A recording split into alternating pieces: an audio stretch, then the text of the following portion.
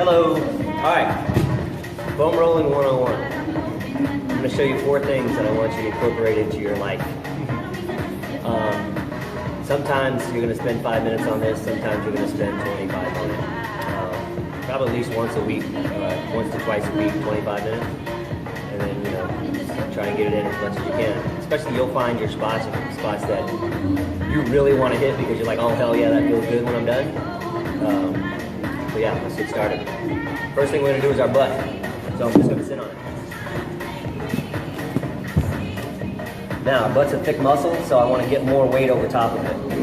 So I take one of my legs. Let's say I'm going to do my right cheek. I'm going to do one cheek at a time.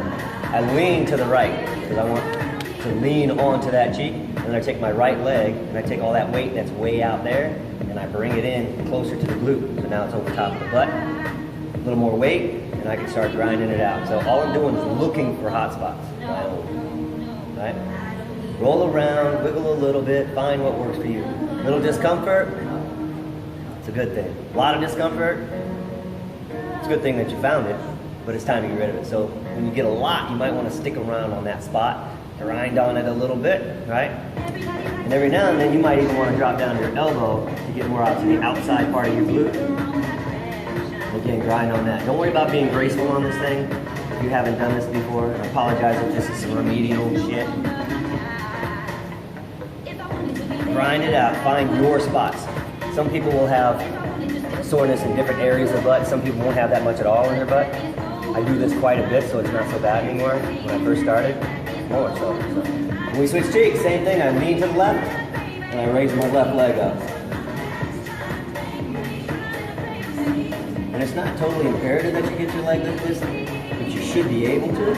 So if you can't, you only have to work on that some other time. But what you can do is still try to get this leg in as close as possible to get more weight over top of that. Worst comes to worst and you're like this, you're still on your butt, grinding it out, right?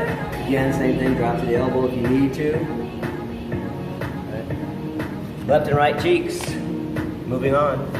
Let's do our back. Why back next? No particular order, just because I was just sitting on it, so I just have to drop off. Only reason. Smaller back, right here. No go. No fly zone.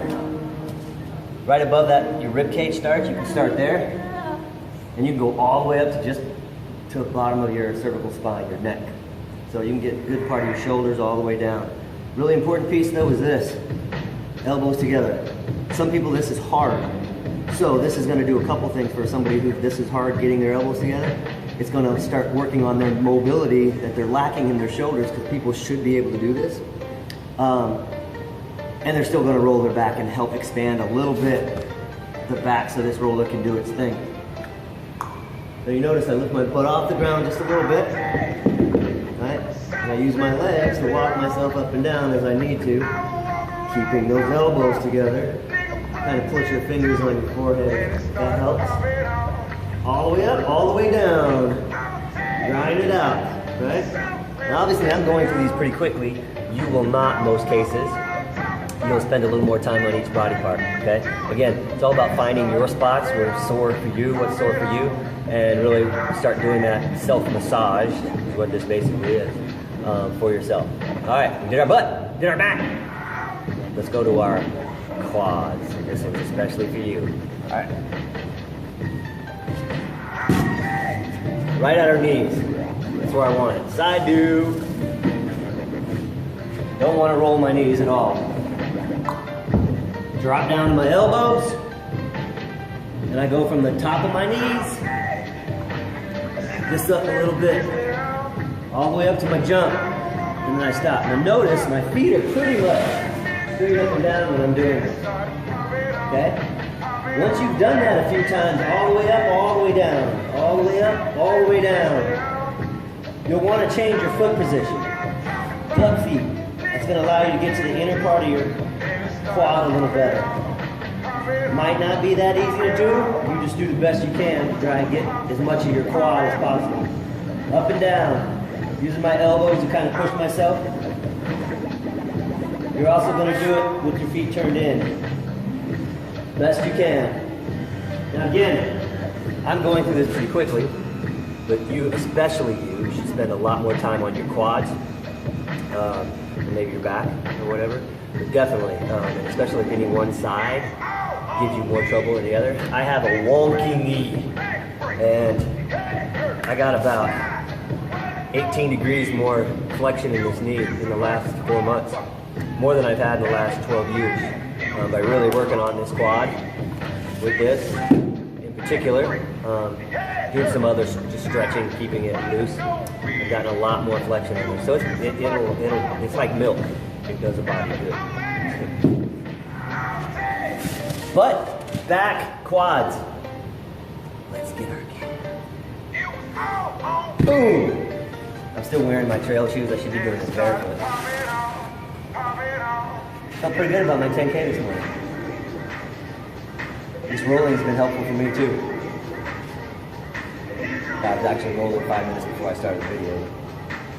All the way from the heels, all the way up to the bottom of the knees, right? Back of the knees.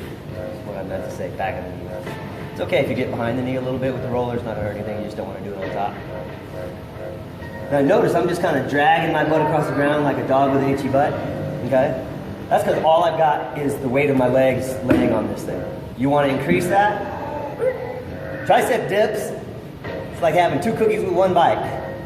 Yeah, I know, you don't know what the heck that means, but you've heard the saying, 2 birds with 1 stone, right? It's so violent, why you gotta be violent? And besides, I like cookies. I like eating 2 cookies with 1 bite. Tricep dips, rolling my calves. I love it. Back and forth. Just kind of let your feet kind of hang there, just relaxed. And back and forth. Again, we're finding your spots, right? You get to some spots, grind on them, wiggle, rotate your legs, feet back and forth, like such. Oh, especially in the belly of the beast. You start getting up close to your knee. It's magic though. So, that's our 4 pieces. Butt, back, quads, and calves. Spend time on it, like I said. You know, some days it'll be 5 minutes, some days it'll be 25 minutes. But it's not magic. It's consistency that makes a difference. So be consistent, do this stuff every day, even if it's, like I said, only 5 minutes.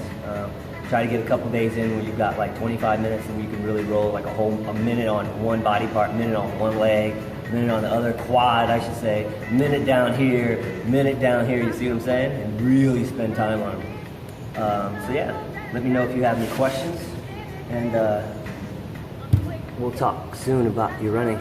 Bye.